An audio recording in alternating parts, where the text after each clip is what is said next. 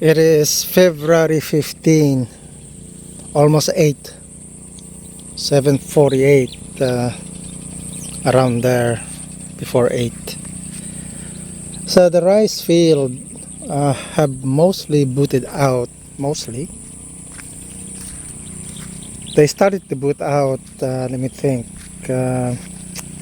well, early February. So according to my calculation, when I set the transplanting, the calculation is for harvesting is last week February to first week March. So we'll see that whether it will transpire. However, based on many years of experience, 5 to 6 years, and started to gather data sometime in 2022, that one could calculate based on data, and so that's where I've been using it, scheduled transplanting based on old data, and so far the calculation seems to be okay. There's no change to calculation. So a person should start gathering data if a person hasn't done it yet, to have a better understanding of the life cycle of rice. So anyway, I'm here again to check on the solar. It seems to be not performing according to expectations, so just want to see what's going on with it, with that. So this is the submer number 3. The wattage is at 1100. Voltage, even though there's voltage, it's actually calculating the RPM. So right now it's at 2800, and the amps is at 3. So what it tends to do is it lowers the amps, it raises the voltage, and it increases the RPM. So here I can raise the RPM. It's set at 5,000, so it wants to go to 5,000, but it can't because it doesn't have the voltage nor the amps. So the MPPT is calculating the RPM, so that's how it sets. So it has some smarts or intelligence. So this is what this thing is looking like. So guessing from the flow rate, that's like 16 cubic meter per hour, between 12 and 16. So to precisely know, one has to measure it. So this is submer number 1. The voltage is at 364. RPM is at 2300. Amps is at 2.3, and that's the wattage. So the max for here, maximum RPM is 4.5. So this computer would want to force the RPM to 4.5 depending on the voltage and amps. So that's what it does. This is our neighbor rice field. The leaves are red due to leaf blight. So what happened to this? First it rained, and then the wind came. So the wind carries those blight and drop it on the wet leaves. So the farmer should have taken action right away once they see things like that. So that's what we did here. Arvin noticed that there are leaves that are red, and immediately took action by spraying BLB. So it's important to take immediate action when a farmer sees these this kind of leaves coloring. So the yield will be impacted because the leaves are what you call it, Anyway, the important leaf is damaged, so it means that the rice are impacted. The yield will be less or lower to expected yield. So this is the submer in Mormon. The control box overheated, and this what happened.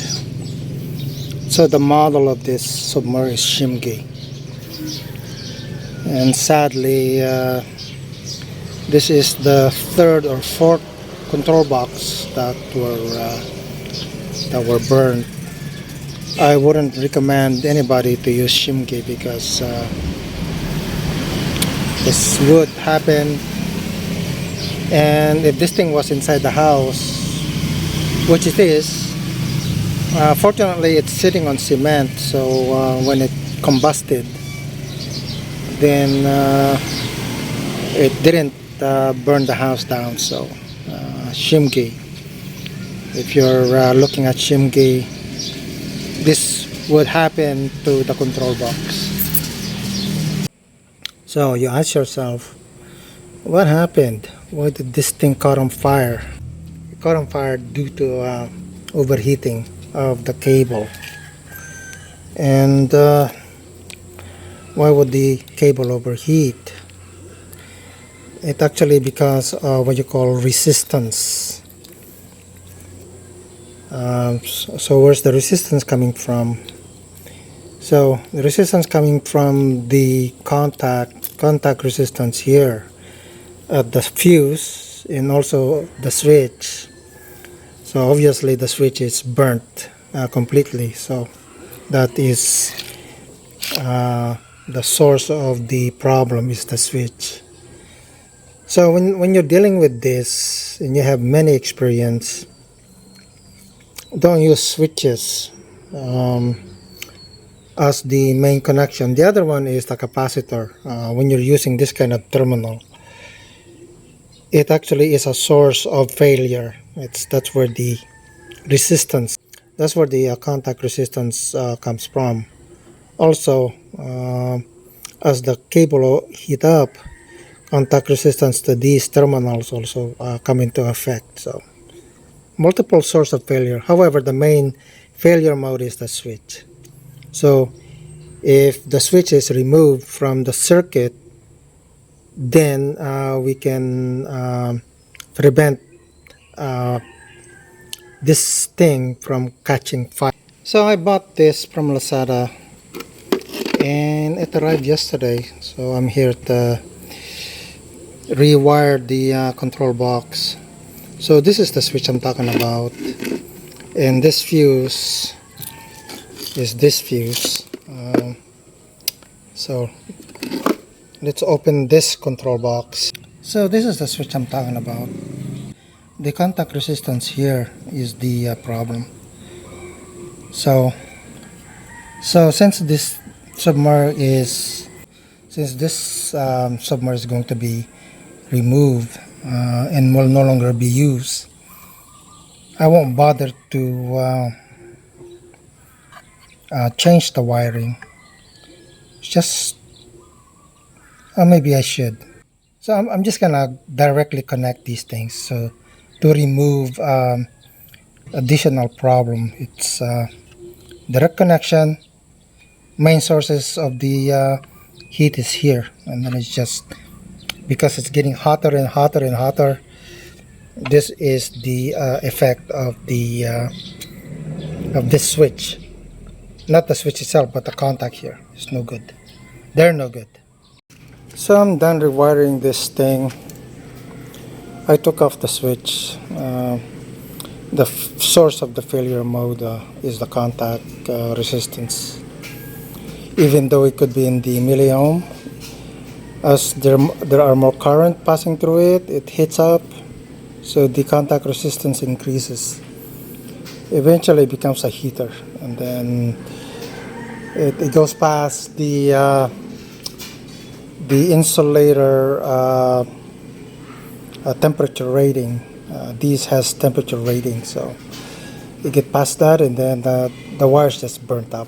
So That's the reasons. So I'm going to the submer and test the whole thing to make sure everything is working. So the submer is here. The place where it got burned is here. So this kind of control box, CMK, risk of fire. So the output is 1.5 or outlet. That's in the pipe.